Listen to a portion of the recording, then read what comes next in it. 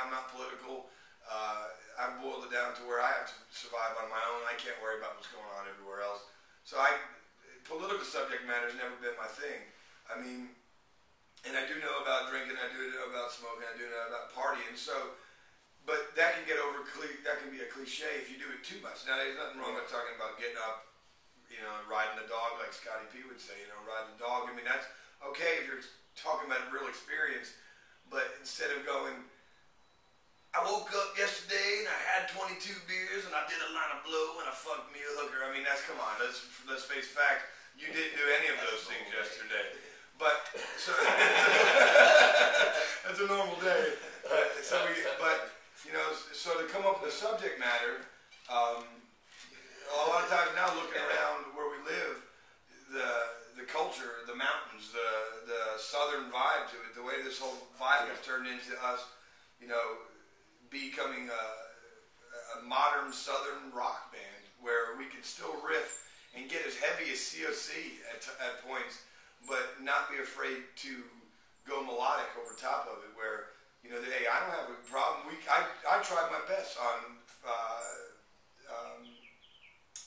Precious Time to come up with a lyric for the hook, and it just wound up being the lyric hook was, whoa! I tried to turn that into a word as much as I could, and wind up being whoa, whoa, whoa was wound up being, and it wound up being better than anybody came up with an actual. Where's my hose? Yeah, where's my whatever, something like that. My hose.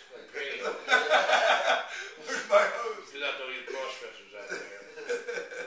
So you know that's that's the biggest thing, and the chemistry with us on stage. I mean, not just on stage, but in the bedroom. In the bedroom is the biggest one. Oh, yeah. No, but you know, in the band space, and not only that, but fucking Billy will call up and we'll hang out, you know, and be buddies, and then I'll go over to Pop's house and we'll hang out, fucking, you know, get a little buzz and just jam on some tunes that may never even turn into a song, but all of a sudden, what didn't turn into a song turned into Billy knowing that, man, right now Rory's out there doing the lead, and we're on this groove, and we're around 7 or 8.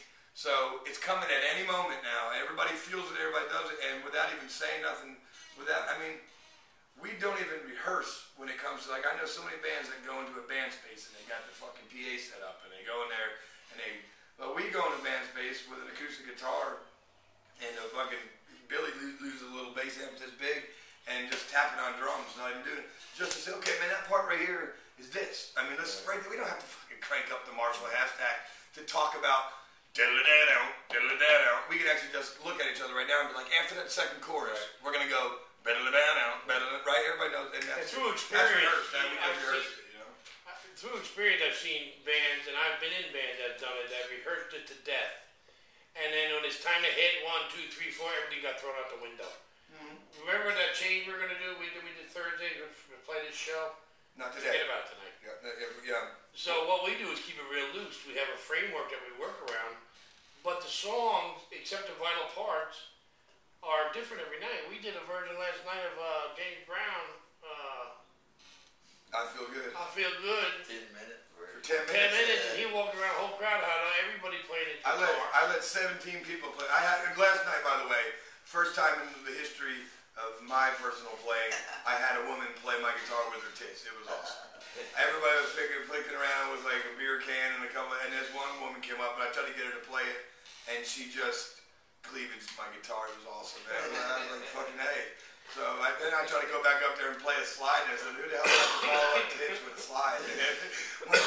Once that happens, it's kind of, that's the pinnacle of it. You get a chick with big old boobies playing your guitar with them. Well, and it don't make any sense for us to fucking practice anyway, because you're a maniac. Yeah, everything goes out the window with me always. Well, that's the only reason why, you know, when we made this change, I've seen Billy play. Like you said, we've jammed many times, and I know how good he played. But I don't like rocking a boat. It was going good. Just leave it alone until I heard from outside sources, which is the president and owner of the label. He said, "You guys are you a blues band? What the hell are you exactly?" And it got me thinking that get a response off the old bass player, and it did become blues. And white boy blues. White boy blues. Yeah, I mean, white boys playing blues progression. You know, some people are prolific writers, and they come in with the whole thing, like Steve Harris come in with 4 songs done. This is what I want you to do. But very few people, Pete Townsend, this is what I want you to do. I wrote this drum part around it. This is what I need for you to do. But otherwise, it's better to collaborate, especially you young cats. It's better to collaborate in the studio. And so you get your best stuff and say, don't make your boy do that double bass, which is his weakest spot. But if you went in the room and worked it out, then he could put his own piece in there, which is his strong point. And make the album strong. So when Billy come in, because none of us are prolific writers, we all write, but I don't know Paul McCartney. I don't come in there and tell everybody what to do. Same thing with Rory. Well, we got a third person here who comes from a different world. So I'm an old headbanger from way back. I'm from mascara and miniskirts. Yeah, mascara. Yeah, Billy's actually from the punk. Industrial punk. Rory's a metal banger. Yeah, but a different era metal banger. To me, my metal was Deep Purple and Zeppelin, which is considered metal. Preach, of course, Glemmy. And to put this all in one room and let everybody breathe is the trick of it. Well, Billy said it to me one time. That was a compliment without even being a compliment about the band itself. When he told me, he said, "It's the first time that I've played in a band that we can just play what we want to play." You know, with that, like on Hooks and Me, tonight when we play it, it's going to be somewhere in the middle of the fucking set. I don't know where yet, because I usually change shit up right in the middle. Everybody's got a big set list in front of them, and I only do the first one. Everything else gets thrown out the window. Yeah. But we do Hooks and Me, we get to that middle part where a lot of bands would actually work out a rhythm section part to play. Them two are just going down, and A, just rolling all over the place, and lets me do it, and then we come back to the tight spot. That is the part that is vital, but the part that allows us to jam, but not be a jam band. And we can just sit there and do fucking A for 64 minutes. You know, we're not going to do that, but certain parts we like to jam. There's our flight right now. We're going to take us to Monkey chick. That's our private helicopter flying in right now to get us to pick us up. It takes us 5 minutes to flip through. But, you know, it allows us to have that freedom. Like I said, these guys they don't know what I'm going to do, but by them not knowing what's coming next makes them know what's coming next. That is hard to explain. They know that, okay, this is the part where Rory does 25 different fucking things. He did this one yesterday, and 2 nights ago he did this, and tonight, shit, we did it short. He came up short, and we went short because maybe the crowd wasn't feeding off of it like it was. But last night we're in the middle of I Feel Good. We have fucking 200 bikers stuffed in a club that probably only fits 100 people, and there's packed the fuck out. And I went walking through the crowd with my guitar, and we locked on. These guys locked on and didn't move from the fucking bam, bam, and they're just playing and playing and playing. And I walked up to the guy right before I went back onto the stage, and I looked at the dude before him, and neither one of them could hear me. The music's fucking cranking, and I looked at the guy just being a little arrogant, being a little cocky. I said, "You want to see a fucking tight band? Check this out." I walked up to the fucking mic and went, "Bridge, down, down," and everybody just fucking cut right into it. I didn't even have, nobody knew that it was coming. But, there's a few little cues that we have that we're able to kind of put that out, and this right now, and I've loved all my bands I've played in. From Intethod, I love playing with Crank County. I love the touring, all the stories, the road stories that we have. It's grown me to what I am now personally. But this is the honest to God most liberating band I've ever played in. It's just like, man, we fucking plug our guitars in and let's roll, man. And it's like, you know how to play the drums, you know how to play the bass, I know how to play the guitar. Why?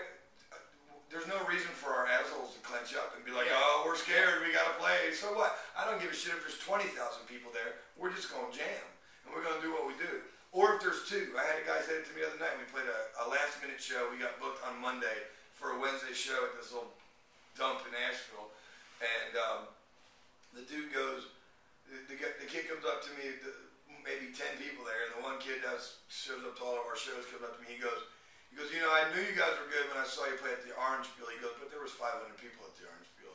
He goes, and you did the same fucking show, and I'm the only one here. He goes, I said, because when we're there and those lights are on your face, and yes, at first it's demeaning, and up until that first, bow, bow, bow, bow, and right there, we all turn into Mr. Hyde immediately. That the whole, the thought of, oh, there's nobody here, the thought of that doesn't matter. It's like, we're here, we got our fucking guitars around our neck. Why would we not play the best that we would play anyway? I mean, what's the difference? I mean, I play the best I can when I'm fucking at open mics, or if I'm sitting at a jam session with somebody. You give me an acoustic guitar, and you want to give me an acoustic guitar, we're gonna sit around the room. I'm not gonna underplay my guitar playing. Let's jam. We're gonna jam. Let's jam. Let's bring it up. Let's everybody come to the fucking next level. Let's get high without fucking getting high. We don't have to fucking drink or smoke or get fucked up to get high. Let's get high in what we're doing. Always, no matter what. If it's just me and one of my, I get off giving guitar lessons talking to these kids, and when I finally see it click and this kid understands that, man, oh yeah, that's what you mean by we're jamming in A. It's like, yes, that's what I'm talking about. Gives a shit about fucking AC/DC. Angus is doing that tonight in front of 30,000 people. I want you to play your guitar, man, not Angus's guitar. Learn this lick, and that's cool. But now realize that when you play a song, now every song you learn Highway to Hell, and that song's in A. So now every single song that you play in the key of A, you can use that same box and those same notes and those same chords and those same progressions and make your own song out of it. They go A, D to G. Why don't you go A, G to D and make your own?